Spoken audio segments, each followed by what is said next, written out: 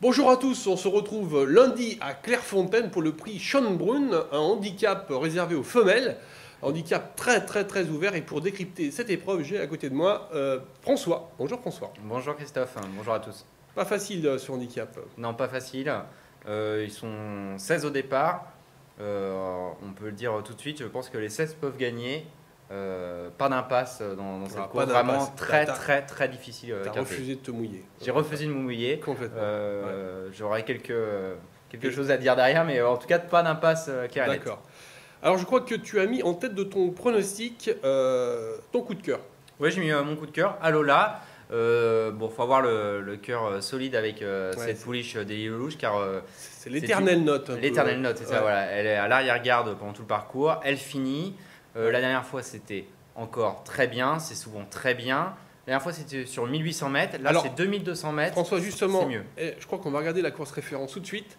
Hein, c'était le prix des grandes écuries. C'était le 30 juin à Chantilly. Hippie l'emportait devant Satoua Ruby, qui terminait deuxième, qui recourt cette épreuve.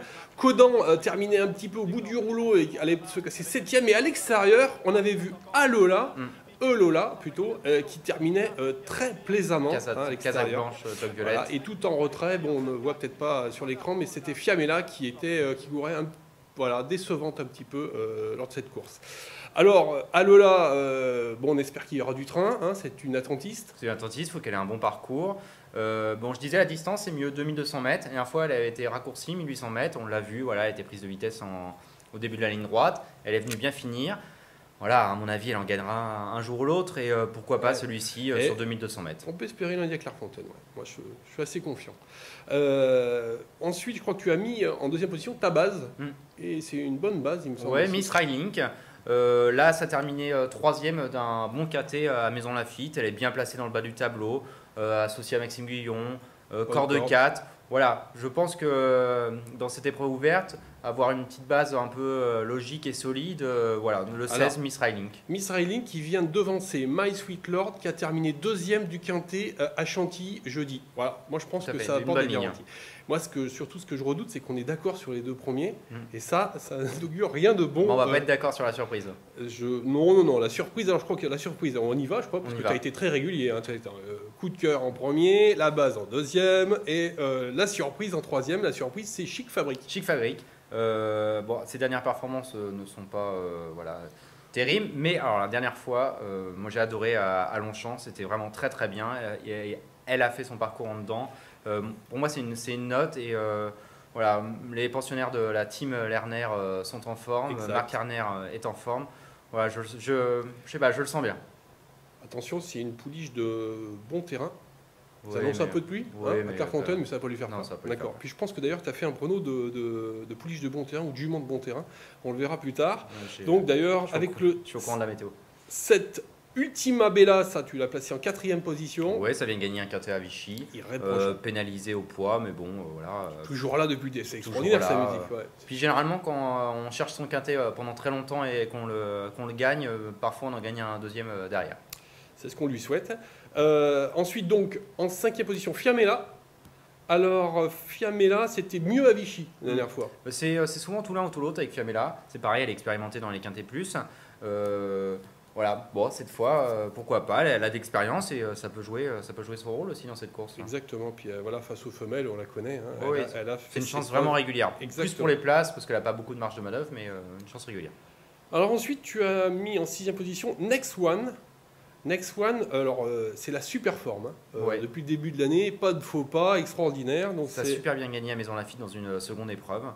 Et donc, peut-être pourquoi pas, hein, sur sa lancée. En tous les cas, moi je trouve que l'entourage craint un peu la pluie. Bruno Jolivet pense qu'elle va gagner 2 quintets d'affilée. Hein, donc, d'accord. On le note. On va le noter. Bruno, qui se trompe rarement. Ensuite, donc en 7e position, je crois que tu as mis le 10, Vazarina. Alors Vazarina, aucune chance au papier sur ce qu'elle a fait cette année. C'est typiquement une pensionnaire de John Hammond, c'est-à-dire façonnée en province, gentiment. À Dieppe, 4e la dernière fois. Voilà, corps de 1. Alors, il est pris en 36,5 de valeur. Vraiment, cette année, pour lui voir une chance, il faut juste s'apercevoir qu'elle est entraînée par John Hammond. Et puis que John Hammond est une personne très habile pour préparer les chevaux dans les handicaps. On est d'accord. Peut-être l'un des nombreux quintés de John Hammond, peut-être celui de dimanche déjà à Deauville. Donc, pourquoi pas. Pourquoi pas. En fin de combinaison, tu as placé Ushuaïa Coates. Oui, vu que j'ai fait un prono un peu de surprise, d'outsider. Ushuaïa Coates, on oublie sa dernière course. Et si on oublie sa dernière course, c'est une bête à quinter. Exactement. Qui fait, vraiment, il n'y aurait rien à dire si elle était là, bien entendu.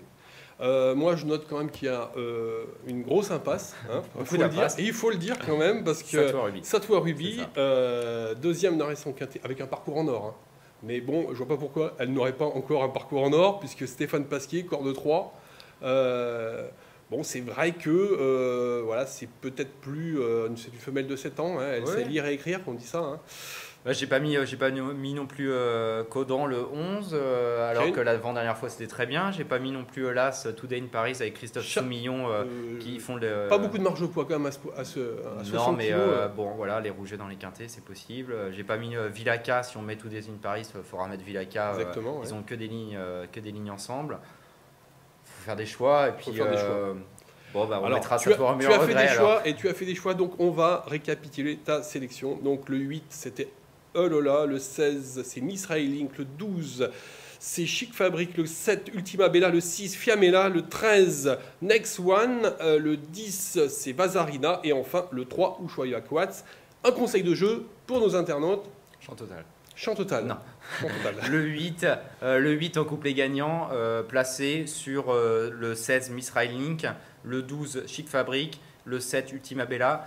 Voilà, Alola c'est un coup de cœur, mais je pense vraiment que la base de cette course c'est Miss Railink le 16. Si vous voulez partir sur des jeux de combinaison, appuyez-vous sur elle, c'est celle qui semble le plus probable dans les 5 premiers. On va dire. Voilà. Avant de conclure, on va rappeler que donc, notre partenaire le Turf offre 22 000 €, je crois, si la jackpot n'est pas gagnée, à se partager pour les gagnants du 5-5, où il n'y a pas d'ordre, ce qui serait quand même un sacré avantage. Dans cette course surtout. Ouais, surtout dans cette course. Voilà. Bonne chance à tous.